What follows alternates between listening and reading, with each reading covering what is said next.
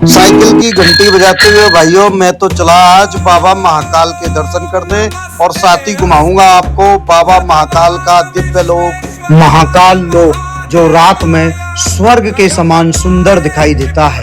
ऊपर नीचे दाएं बाएं जहां भी देखो कंस्ट्रक्शन, उसको पार करते हुए मैं पहुंच गया भाई महामृत्युंजय द्वार, जिसे लाल गेट भी कहते हैं। बस हो गए एंटर उज्जैन में।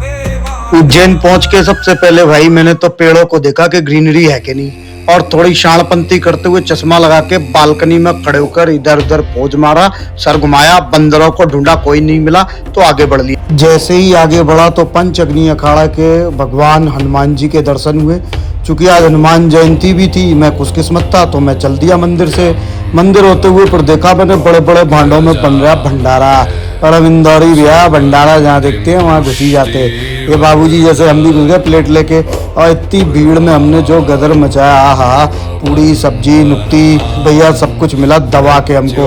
हम भी बढ़ गए अपनी प्लेट उठा के, और जो पेल के खाया भैया, जो पेल के खाया ना बता नहीं सकता मैं। सब्जी दो भैया, पूड़ी दो, नुक्ती दो, ये सब लेते गए। पेट पूजा करने के बाद गाड़ी उठाई, कपड़े चेंज किए और भैया चल दिए। अब हम थोड़ा भजन सुनते हुए, भगवान महाकाल को ध्यान करते हुए, और ये ब्रिज चढ़ते हुए जैसा आप देख रहे हो, चलते पहुंच रहे, जाते जा रहे हैं। अब हम कहाँ, श्री महाकाल लोक में।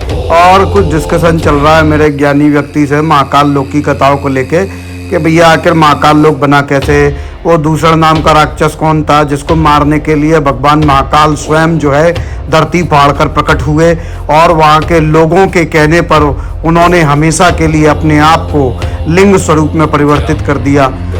तो चलो चलते हैं उस दिव्य लोक के भ्रमण पर, जो बिल्कुल बीचों बीच है उज्जैन शहर की।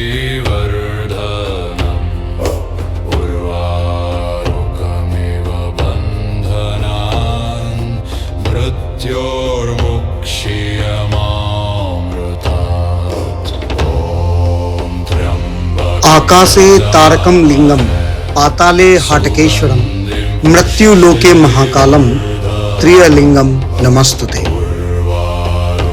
ओ माय फ्रेंड गणेशा, तू रहना साथ हमेशा।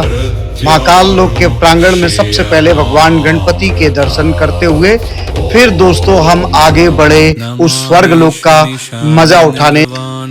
47 हेक्टेयर में फैला, 900 मीटर लंबा, भारत के सबसे बड़े गलियारों में से एक है महाकाल लोक, जहां 108 भव्य स्तंभ और 200 से अधिक मूर्तियां हैं।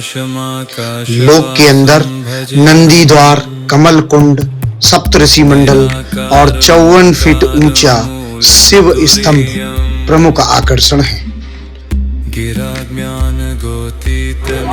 अवंतिका उज्जैन, जहाँ के राजा हैं स्वयं महाकाल, और उस पवित्र धरती पर हम आ चुके हैं और हम महाकाल लोक में प्रवेश कर रहे हैं। दोस्तों, प्राचीन एक कथा के अनुसार दूषण नाम का एक राक्षस हुआ करता था, जिसने यहाँ के वासियों को परेशान कर रखा था। तो सभी नगरवासियों ने भगवान शिव से प्रार्थना की कि इस दूषण राक्षस का संहार करें। उनकी प्रार्थना को सुनकर स्वयं महाकाल जो है धरती फाड़कर प्रकट हुए, और उन्होंने दूषण नामक राक्षस का संहार किया।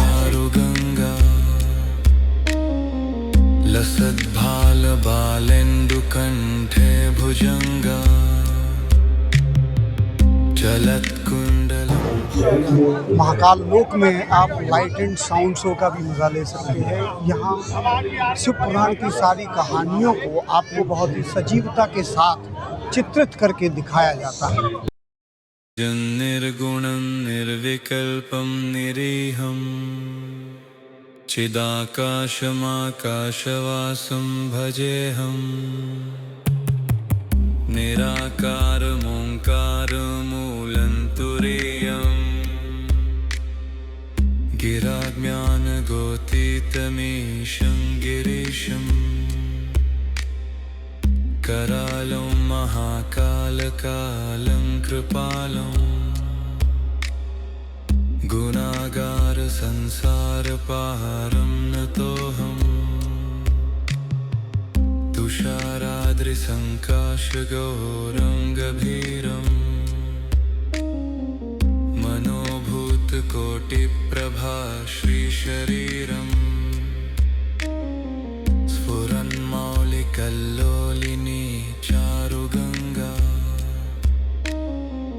लसद्भालबालेन्दुकण्ठे भुजङ्गा। महाकाल लोक में जैसे ही हम एंट्री करते हैं उसके बाईं ओर आप आएंगे तो आपको फूड जोन भी मिलेगा।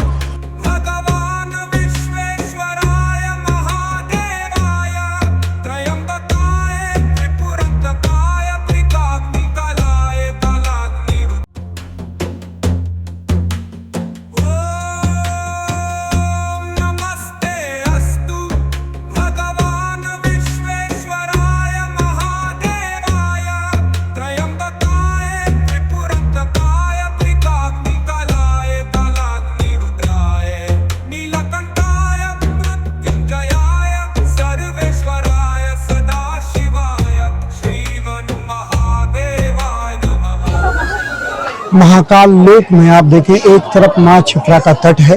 क्षिप्रा नदी जो है वही नदी है दोस्तों जहाँ महाकुंभ और सिंहस्थ का आयोजन होता है।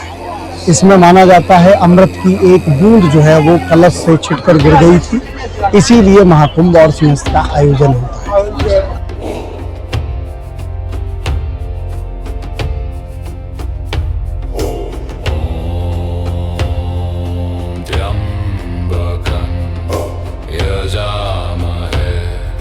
सुगन्धिं पुष्टिवर्धनम् उर्वारुकमिव बन्धनान् मृत्योर्मुक्षीयमामृतात्। ॐ त्र्यम्बकं इस कथा के हिसाब से अगर देखा जाए तो प्रतिदिन महाकाल उज्जैन में भस्मारती की प्रथा है और यह प्रथा बताती है कि ऐसे राक्षसों का अंत क्यों जरूरी है और ऐसे भक्तों के प्रति भगवान से समर्पण को दिखाता है। जय माता।